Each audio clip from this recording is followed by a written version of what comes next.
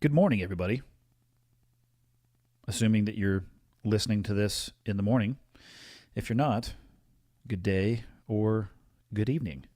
But we're back, regardless. Back on track, releasing this sucker on a Monday morning. I'm going to try to get back on that consistent schedule of Mondays.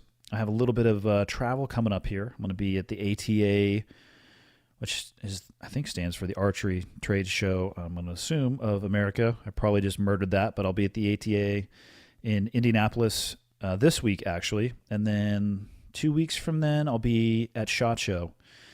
And I know for a fact at SHOT Show, I'm going to have the chance to sit down with a bunch of people, most of which from a tactical background.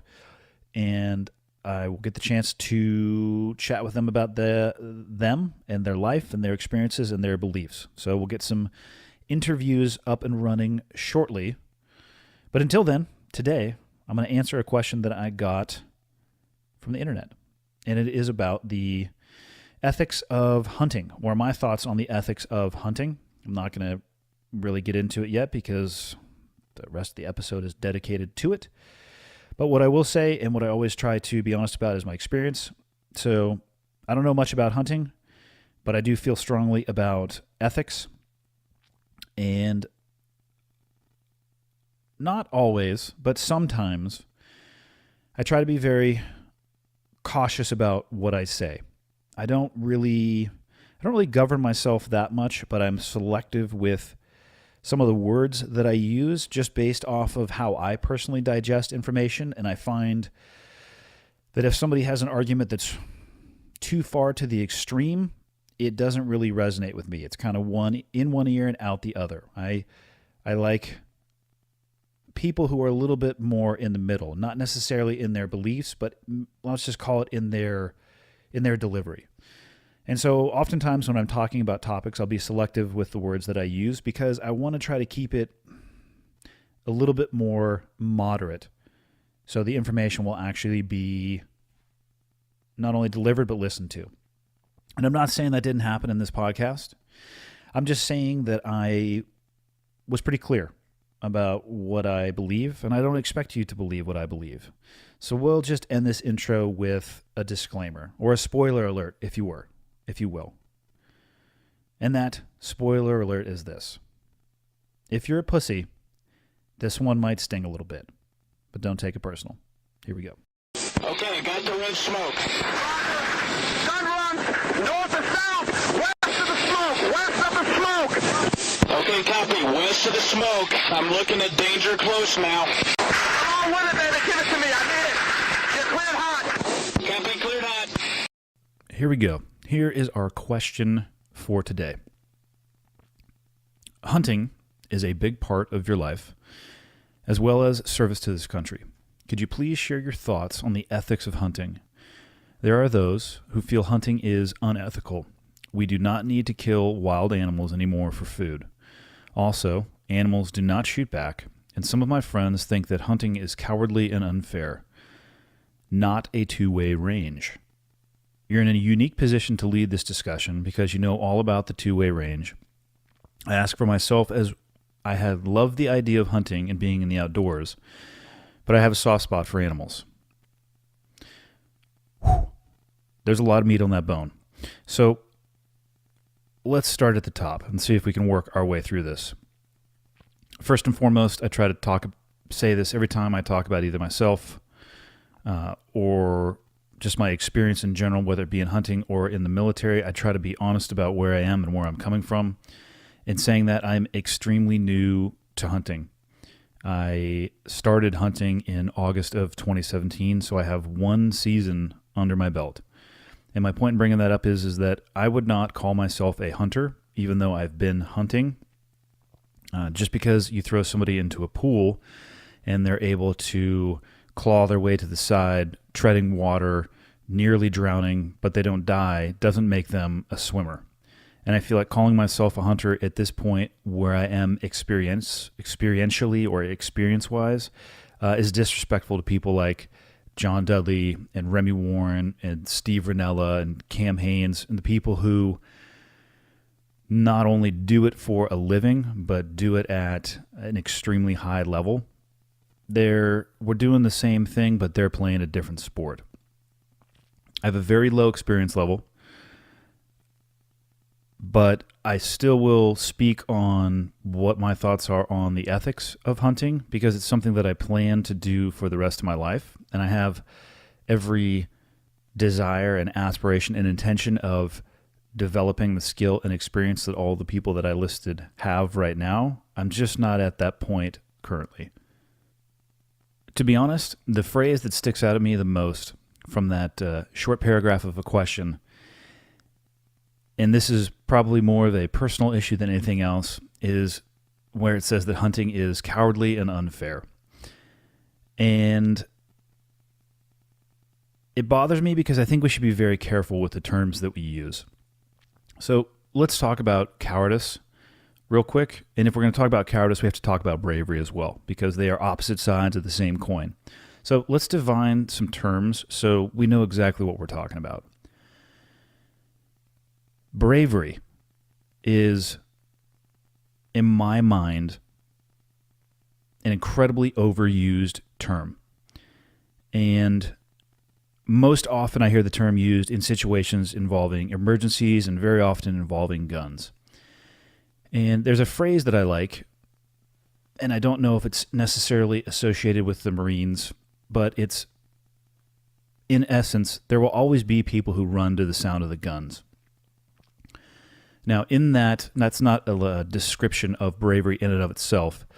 It's a description of a type of individual that will go towards adversity, that will do the right thing in the moment. And in that phrase, running towards the sound of the guns, there is no asterisk that says, or small writing in the legal print at the bottom that says, when armed. And my point in saying that is that bravery is about doing the right thing, regardless of the situation and the outside influence. Most often, in my opinion, for the benefit of others. It has nothing to do, absolutely nothing to do with what is in your hands. A gun is a tool. That's it. It doesn't change who you are. And the two-way range, what that really does, in my opinion, is it lays bare and exposes who you really are. There's nowhere to hide. If you are unfortunate enough to find yourself in that situation, there is nowhere to hide. And I don't mean from others, because it's very possible to be in that situation and nobody will see what your actions are, but you can't hide it from yourself. Cowardice, in my opinion, is the opposite of that. The unwillingness or the perceived inability to do the things I just talked about. To do the right thing, regardless of the situation and the outside influence.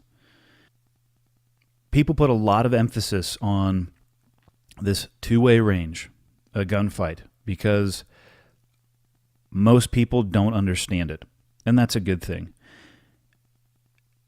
And the reality is that most people will never find themselves in that situation, and that's okay, because that's not the only environment where doing the right thing presents itself. If you're a police officer, a firefighter, an emergency response personnel, a businessman, woman, parent, whatever it may be, all of those environments are going to have situations where you are required to act. Every occupation is going to have something like this. I'm obviously not familiar with them all, so I can't give examples of them all. But for those people who live it and whatever that occupation may be, I have no doubt that you know what they are. Let's call it a shit or get off the pot moment. There are cowards that work with guns in their hands. There's cowards in the SEAL teams. There's cowards in the Marines. There's cowards in the Army. There's cowards in all service branches. In every fire department and in probably every police organization, not only in the U.S., but on the face of the planet. The job that you have and the tools that you work with do not define you. Your actions do. So in all of the above examples, especially the ones having to do with the U.S. military, it might actually be hard for some people to believe what I'm saying. But I guarantee you, those who come from those communities know exactly what I'm talking about. And I'm not saying that it's rampant. I'm saying it exists. And people who live in those environments and work in those environments, it's as clear as day. Some people come to the SEAL teams as a calling, and some people come to the SEAL teams for a resume bullet. Some people want what I like to call the 3 Ps. It's either the power, the prestige, or the perks. These people may wear the same uniform as everybody else, but I personally believe that inside they know the truth about their motivations. It's not discussed much externally, especially in the SEAL teams. And in my opinion, that's because there is a fear of tarnishing the many by the actions of the few. And that sucks to a large degree because it allows people to have a lot of latitude left and right and to do things that they wouldn't normally be able to do, especially inside of the SEAL teams. These problems are generally handled very well inside of the teams while people are on active duty. Outside of that environment, it gets a little squirrely. Like I said before, the two-way range, it's merely a microscope and a spotlight. Nothing more. And I would be very cautious putting too much weight on it. And I'll give you an example as to why. As a hypothetical, let us take the most decorated soldier in the history of the U.S., or we'll go deeper into something I'm a little bit more familiar with. Let's take the most decorated SEAL in the history of the SEAL teams, which I don't know who it is, and I don't want anybody to go research this. This is purely a hypothetical example. What if that person who received every military award and accolade for their actions in a combat environment, at the end of their service, what if their personal life is in complete shambles? What if their family is destroyed, or they're on their second or third or fourth family? What if they're a raging alcoholic? What if that individual is financially irresponsible and tens, if not hundreds of thousands of dollars in debt with no plan to pay off that debt? What if that individual doesn't know their kids, and their kids of that individual have suffered because they haven't had a father figure for their entire life? Is that person a hero? Is that person a good SEAL? Is that person brave? Or is that person a coward? If you were to ask me to answer that question, I would tell you that that person had displayed amazing acts of heroism and bravery, but at the end of the day, in my opinion, your job title, the tools that you use to do that job, and the rewards that you might get from doing your job don't define you. Your actions do, not just in your job, but in everyday life. So no, I wouldn't call that person a hero. I'd call that person a coward. They did amazing things in the pursuit of an occupation, and terrible things in the pursuit of being a human being. And you can't take one without the other. So that's my take on bravery and cowardice. And I actually didn't really define cowardice. But again, if bravery is, doing the right thing, regardless of the situation happening and the outside influences, I'm going to call cowardice the unwillingness or inability to do exactly that, just for clarity. So let's dig in here now a little bit onto the actual question about the ethics, now that I've spouted off for probably, 10 minutes on a issue that just seems to irritate me. So let's talk a little bit about ethical versus unethical in regards to hunting. Well, actually, let's just start in general. So what are ethics to begin with? I looked it up, and the definition that I resonated with the most was ethics are moral principles that govern a person's behavior. Now, I wanted to dig into that a little bit more, and I wanted to understand a definition of principles. And the definition that I found that I liked the most was a fundamental source or basis of something. So your principles are going to be driven largely by your information source. And when I talk to people, or when people talk to me about ethics or ask me about ethics, I generally, the first thing that I do is ask them about what they feel and then why. And then I ask them about their experience level and where they're getting their information. And that's obviously difficult given this format where I don't know who listens to this, but if you're listening into it, it's tough to do a two-way conversation. So if you were sitting across from me or somebody was sitting across from me and we were discussing the ethics of hunting, my first questions would be, tell me about your own experience. Tell me about, if you have no experience in hunting, which is totally fine, tell me about your information. Where did you get it from? Is it something that you have researched on your own? Is it something that is just a deeply held personal belief, something that you've just felt this way for as long as you can remember? Is it something that somebody said to you that you've kind of latched onto? Is it based in fact or emotion? That's really what I'm trying to figure out when I ask those questions. And if you know anything about me, you'll know that I don't care what people believe. I'm grateful that we live in a place where you can believe whatever you want to. So I'm asking those questions not in an attempt to get a value judgment of the individual, or it's not a value of the individual or the character. It's a question based of understanding who it is that I'm talking to. I want to understand the other person's perspective. From my perspective, when people ask me why I hunt, there's many reasons that I will pursue this for the rest of my life. Probably first and foremost is that I absolutely love the outdoors, and hunting is another vehicle for me to get out there and spend more time outdoors, especially with my kids, which is an opportunity that I'm going to take at every avenue it presents itself.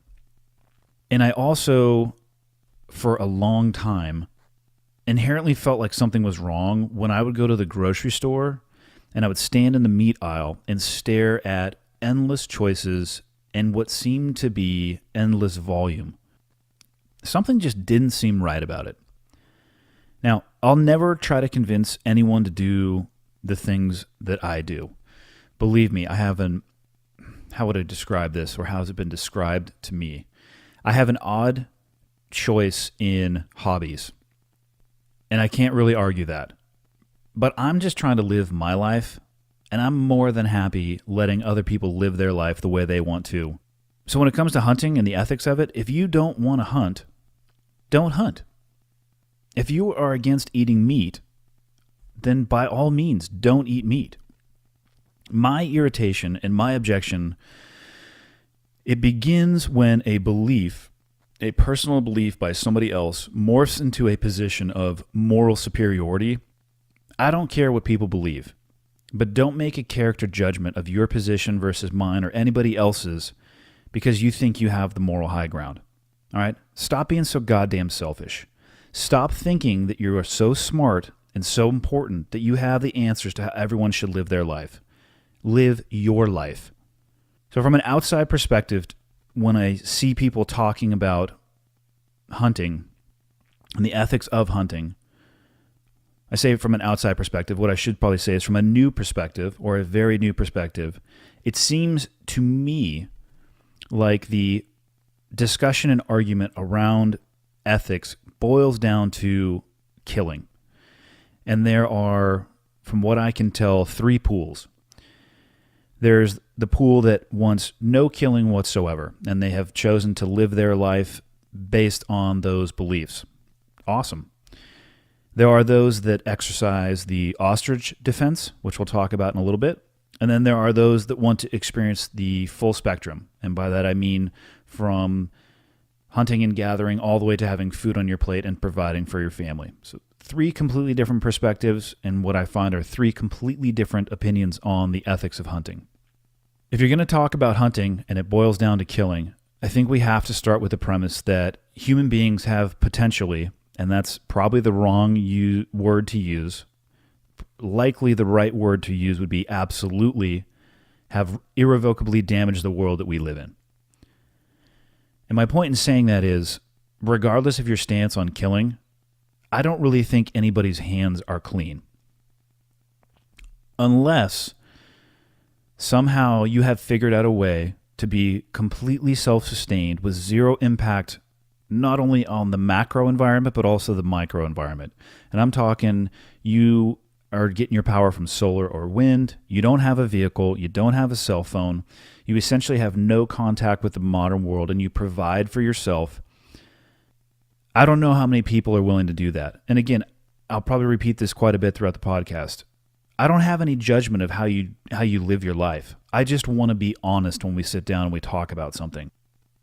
So for those who don't agree with killing of any type, if you're not living your life like this scenario that I just listed out above, with complete and utter isolation from the modern world where you're self-sustained and you're providing for yourself, things are dying to support your way of life.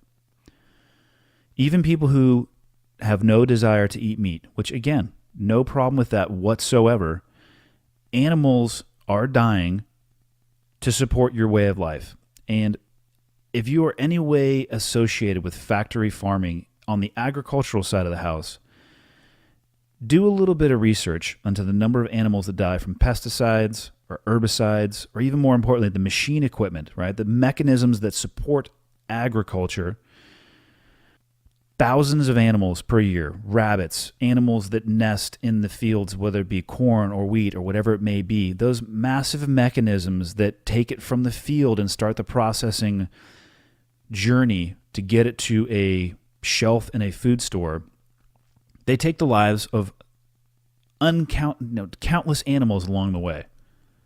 So are you really against killing? Or are you just against killing animals that you feel are important or that you care about? It's a very interesting sliding scale of ethics. And in my opinion, ethics shouldn't be on a slide rule. So the second group, those who exercise the ostrich defense. These I have generally found to be are individuals. They have no issue eating meat, but they are against or they do not agree with hunting for the reasons that I gave in the initial question. They think it's unfair, cowardly, or there's no need to do it for wild animals. The reason I call this group the group exercising the ostrich defense is because if you're eating meat, fish or poultry or beef or pork, and you haven't taken the time to research and understand where it comes from, but you make a moral argument against hunting, you have your head in the sand, just like an ostrich. Think about this for a second. Outsourcing your killing does not make your hands clean. Outsourcing killing while choosing to remain ignorant does not make you morally superior. It makes you a coward. Which of these is more ethical in your opinion?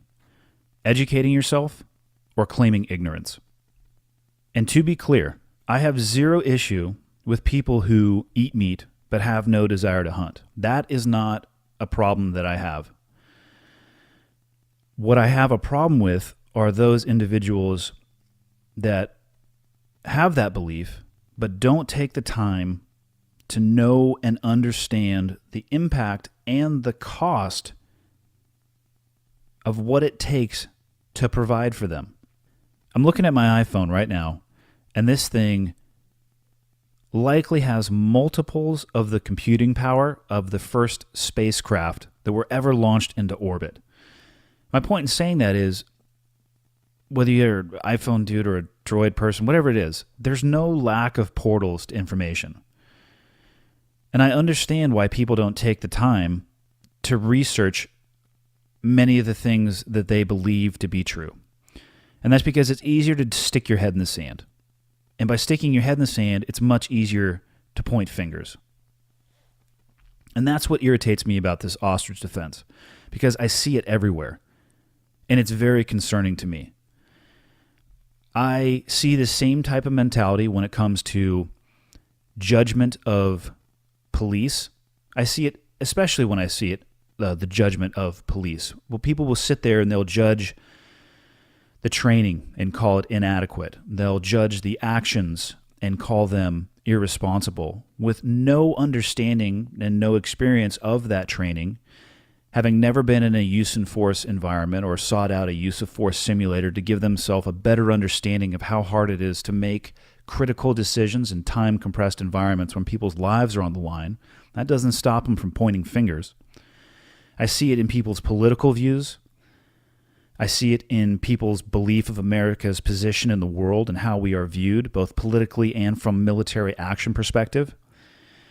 And it bugs me because I, again, am thankful that people can believe whatever they want to believe and live their life however they want to live their life. But we would be far better served if individuals developed some breadth and depth to their knowledge and to their beliefs. Believe whatever you want, but be a responsible human being and educate yourself. Don't just look for the information that confirms what you believe and surround yourself with people who parrot the same things. Look at both sides of an issue.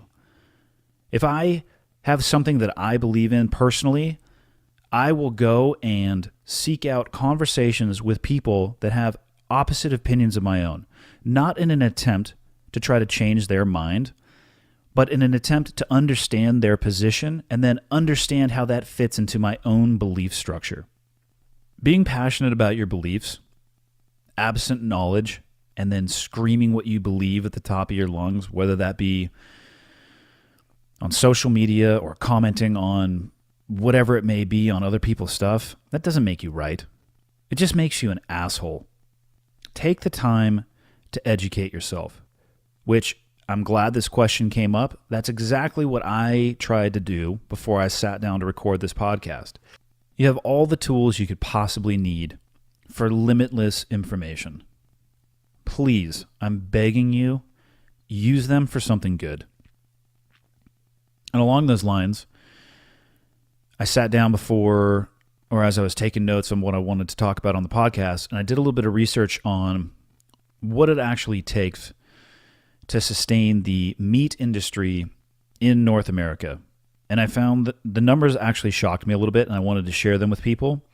Some statistics I was able to find, just the meat industry in general. And, you know, I didn't research this for 30 hours. I did a peripheral search and was able to find numbers that were very similar in nature. And even if these numbers are 10 to 20% off, to me they were startling. So here's what I was able to find. In 2015, 2,000 million cattle, chicken, ducks, hogs, sheep, lambs, and turkeys were killed to feed North America. That number in and of itself is huge, and as I dug in a little bit further, if you were listening to the categories that I listed off, one that's obviously missing is fish or animals that come from the sea. And another thing that's missing is how much we import from other countries. So in 2009, there was a more complete total. 8.3 billion land animals, and the delta between that 2 and the 8.3 is those imports and exports. So 8.3 billion land animals and 51 billion sea animals were killed for a total of 59 billion animals to support the meat industry, not in the world, but in North America, and specifically the United States. Those numbers were pretty shocking to me, and what shocks me more, and what I would hope that everybody would take the time to do who does consume meat, and if you do, cool, and if you don't, cool. But if you do consume meat, and you do consume meat that is sourced from a grocery store, which the vast majority of people source their meat from those locations, do some research on what it actually takes to get it from the natural environment, or I'm going to actually rephrase that, from the environment that the animal lives to being wrapped in your grocery store. Do a little bit of research on the conditions that those animals live in. Do some research on the feed that they are given. The very often unnatural, not that it's necessarily artificial, it's not what they would be eating in their natural habitat, but so that's force-fed to them, largely for the purpose of increasing their size and fattiness for consumption. Do a little bit of research on the drugs that these animals are given to counteract the effects of the feed and what happens when you force feed animals food that is not natural to them. And just do a little bit of research into the animal health, the conditions, the health, the feed, and the drugs. Those 4 things right there. It may just change your perception. It may just change your fundamental source of information, right? Those principles that drive your ethics. It did for me. It 100% did for me. Before I talk about the third group of individuals in the ethical hunting conversation, I have to address the comment that was in the question talking about the fairness of hunting. All I can say, if your argument against hunting is that it's not fair, all I can really say is that the view of the world is better and your vision will improve exponentially when you pull your head out of your ass. Nothing, I repeat, nothing in the world is fair.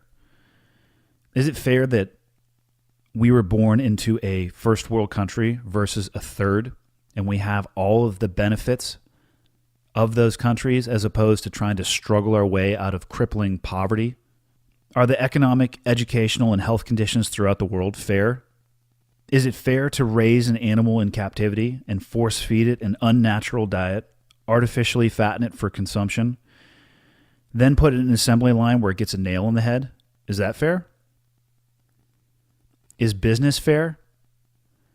Are the differences between human beings, whether they are psychological, physiological, are the capabilities, one person has more athletic prowess than another, whereas another one has a different level of IQ. Is that fair?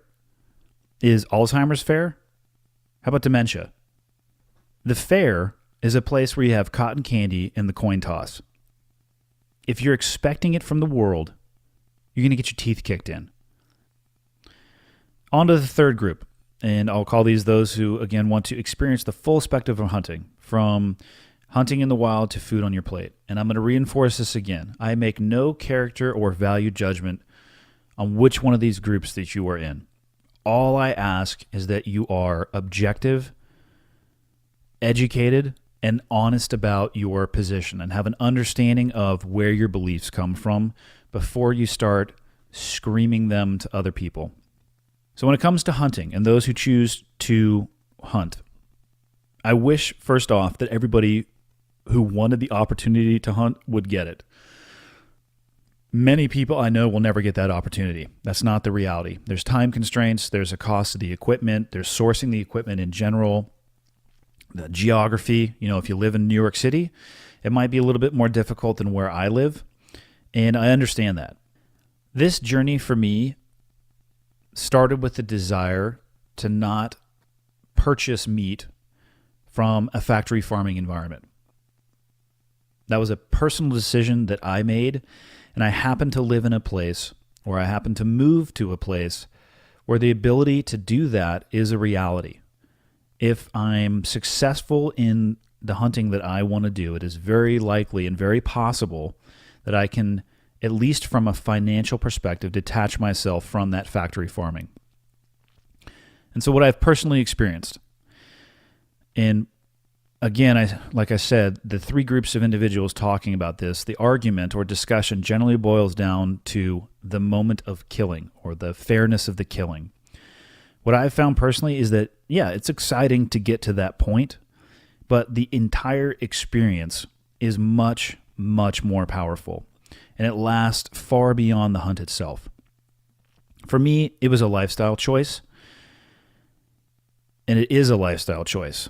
Elk season is already over here in Montana, but I'm already thinking about this year. I almost said next year, but I remember we're into 2018. And I'm already training for the 2018 season. The workouts I do, the training I'm doing, my diet, and my goal, it all has a purpose. And my goal is to be in an optimal position for hunting season so I can arrive at that critical moment, that moment where this argument draws its origin, and I can think clearly, and I can make ethical decisions. Because the last thing that I want to do is something that is unethical. I do not want to wound an animal. I do not want to make a decision that would cause an animal to suffer. And I don't want to make a mistake. I think that's still my biggest fear, is making a mistake in a moment that counts. But that's what drives me. I eat meat, but I don't expect anybody else to. I just don't want to participate in factory farming. In my freezer in the garage, I have my elk and deer meat from 2017. And every time I open that freezer, it's kind of like a journey back to everything that came before the hunt and everything that went into the hunt. And when I pull, there's a variety of different, there's some steaks in there and ground elk meat, all sorts of stuff. But regardless of which type of meat I pull out of there, I know exactly where it came from. I know exactly what that animal ate. I personally carried that animal, when we're talking about the elk, with the help of others. I did not do that by myself. But I carried it out and took it to the meat processor myself, and it's now feeding a family of 5. And I'm going to go out on a limb and say it's actually the most delicious meat that my kids have ever eaten. They love it. And every time that I make something for them, they remark on how good it tastes. Now, my wife, she's not really into meat right now. So we have a little bit of a different fare going on at the house, and my kids are enjoying that animal that took an insane amount of effort to be able to bring back to the house, and my wife is not. And we are existing in a very symbiotic nature right here in my own house. We have 2 categories of people when it comes to not necessarily killing, but the desire to eat meat. So that's been my journey. Now, do all hunters take the approach that I do? No, of course they don't. There are, of course, people out there who absolutely define the worst stereotypes of hunters. But I don't think that the few should be colored by the many. And as far as my own personal experience, it is one of the most ethical groups I've ever been exposed to in the woods or out of them. And I know that there are still some people, much like the person who asked this question, who are unsure of where they stand. Because they say they had a soft, even in the question it said, I have a soft spot for animals. The reality is, I do too. I love animals. And I'll say it again.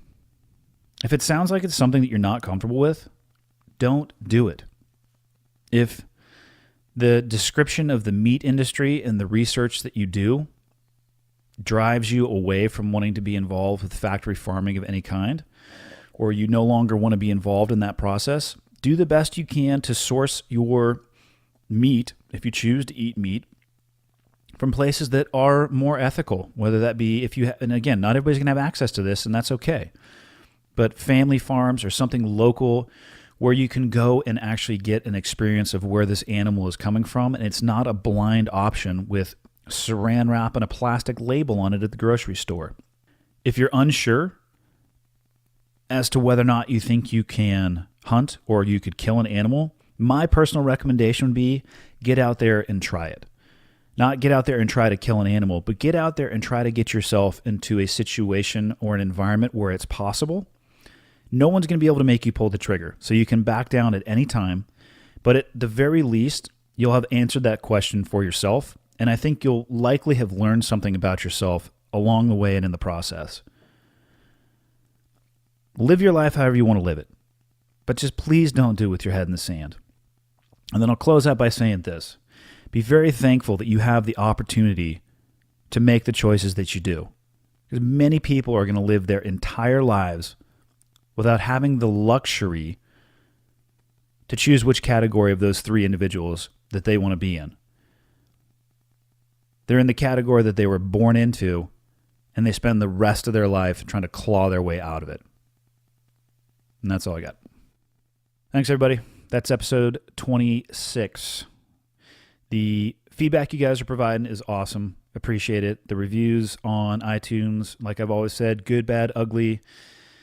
Send whatever you got. Give me any feedback that you guys have on this podcast. You can reach out via there's a contact button on the podcast itself.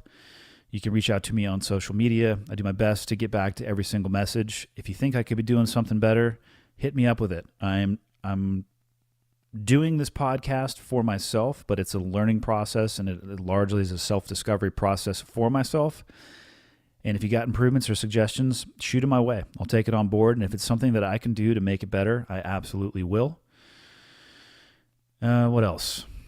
Yes, the Smoke Jumper shirt came out.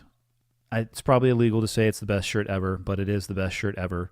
And if you want to get one, I would say do it within the next day or two, because at the rate that they're selling, they're going to be gone, and then it takes me a couple weeks to resource it.